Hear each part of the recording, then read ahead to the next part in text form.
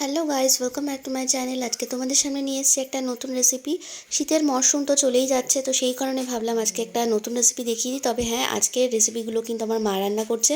তার জন্য দেখো, কড়াইয়ের মধ্যে প্রথমেই সর্ষের তেল দিয়ে দিয়েছে, তারপর দিয়ে দিচ্ছে হচ্ছে পেঁপে। আর আমরা আজকে যেটা রান্না করছি সেটা হচ্ছে, সবজি তো আমরা অনেক সময় খাই, কিন্তু সবজি আর ডিম দিয়ে কীরকম একটা স্পেশাল রেসিপি বানানো যায় সেটাই তোমাদের সাথে আজকে শেয়ার করব।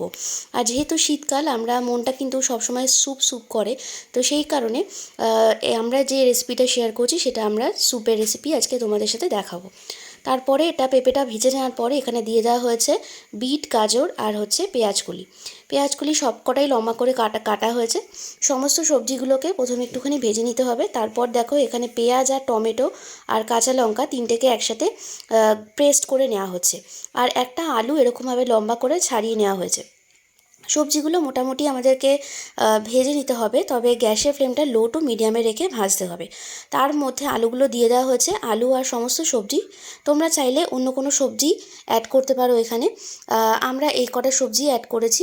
আর লাস্ট একটা সবজি, এটা অপশনাল, তোমরা চাইলে দিতেও পারো নাও দিতে পারো, সেটা তোমরা লাস্টে দেখতে পারবে।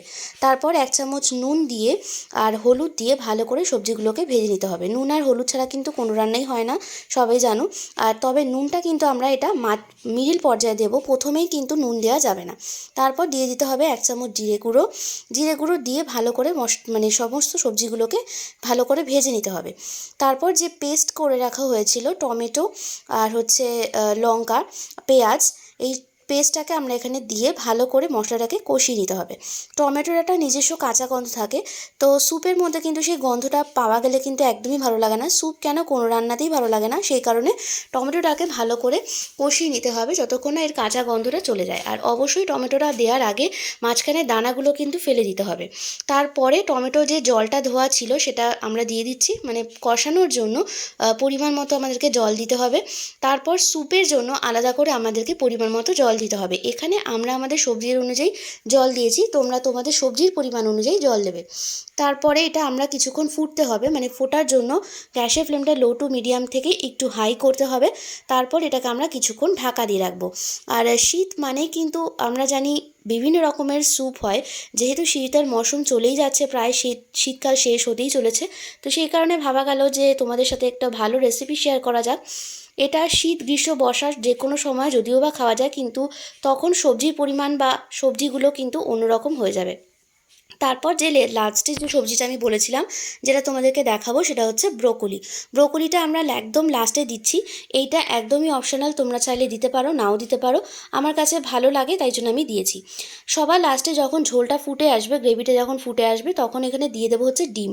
এখানে আমরা দুরকমভাবে ডিম দিয়েছি। একটা গোটা ডিম সেদ্ধ করা ছিল, আর একটা দুটো ডিম আমরা ফাটিয়ে দিয়েছি, মানে সেটা যে গ্রেভি আছে বা যে ঝোলটা ফুটছে সেটার মধ্যেই সেদ্ধ হয়ে যাবে। সো গাইস, আমার এখানে কিন্তু এগ ভেজিটেবল স্যুপ একেবারে রেডি হয়ে গেছে। হ্যাঁ, তোমরা এটাকে এগ ভেজিটেবল স্যুপ বলতে পারো বা চাইলে অন্য কোনো নামও দিতে পারো। আমাদের বাড়িতে এটা এগ ভেজিটেবল স্যুপই বলে।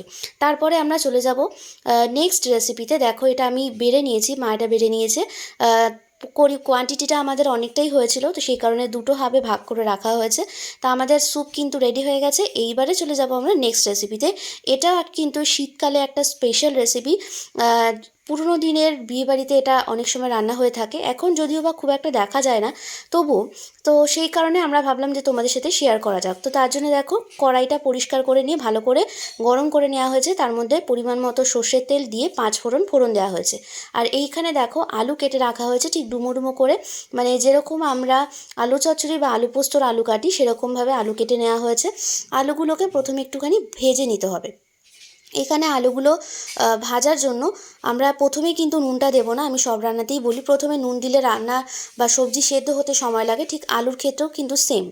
তো গ্যাসের ফ্লেমটা লো টু মিডিয়াম ফ্লেমে রেখে আলুটাকে ভাজতে হবে, এবং তার জন্য আমি কিছুক্ষণ ঢাকা দিয়ে রাখবো। তারপরে দেখো, এখানে আমি লঙ্কা এরকমভাবে কুচি করে নেওয়া হয়েছে। এখানে 3 থেকে 4টে কাঁচা লঙ্কা আছে, তোমরা চাইলে ঝালের পরিমাণটা কম বেশি তোমাদের মতো করে নিতে পারো। তারপরে এখানে কাঁচা লঙ্কাগুলো দিয়ে দিতে হবে।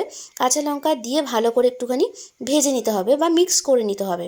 তবে এখানে কিন্তু আর একটা জিনিসও বলা যায়, তোমরা চাইলে কাঁচা লঙ্কা যদি না থাকে তাহলে তোমরা কিন্তু এটা শুকনো লঙ্কা বা গুঁড়ো লঙ্কা দিয়েও কিন্তু এই রেসিপিটা খুবই টেস্টি হয়। তারপরে এখানে দিতে হবে নুন। এখানে আমরা টোটাল 1 চামচ নুন দিয়েছি, 1 থেকে 1.5 চামচ মতো নুন দেওয়া হয়েছে। আর দিতে হবে হচ্ছে হলুদ গুঁড়ো। হলুদ গুঁড়োটা এখানে 1 চামচই যাবে। নুন আর হলুদ দিয়ে ভালো করে আলুটাকে আমরা ভেজে নেব। ততক্ষণ আমার আলুটা ভাজা হচ্ছে ততক্ষণ এখানে একটা কাজ করে নেব, সেটা হচ্ছে দুখানা এরকম গোটা পেঁয়াজ আমরা এখানে চপ করে নেব।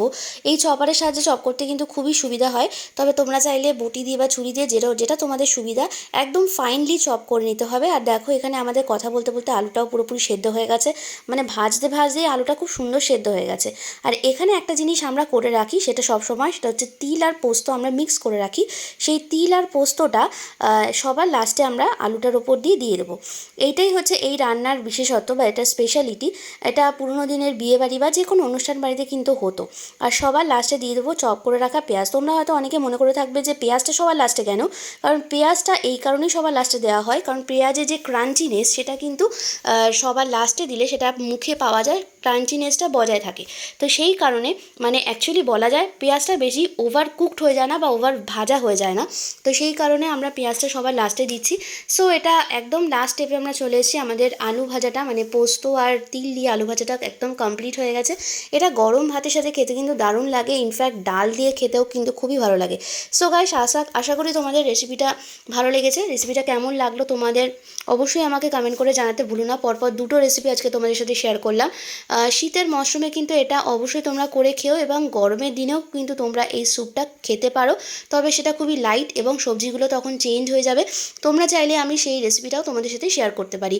সো গাইস আজকে এখানেই শেষ করছি। তোমরা যারা নতুন বন্ধু আছো তারা অবশ্যই আমার চ্যানেলটাকে সাবস্ক্রাইব করে রেখো, আর যারা আছো আমার সাথে তারা অবশ্যই আমার চ্যানেলের সাথে থাকো, আমার ভিডিওগুলোকে দেখতে থাকো। সো শেষ করছি এখানেই, দেখা হচ্ছে খুব তাড়াতাড়ি। টাটা।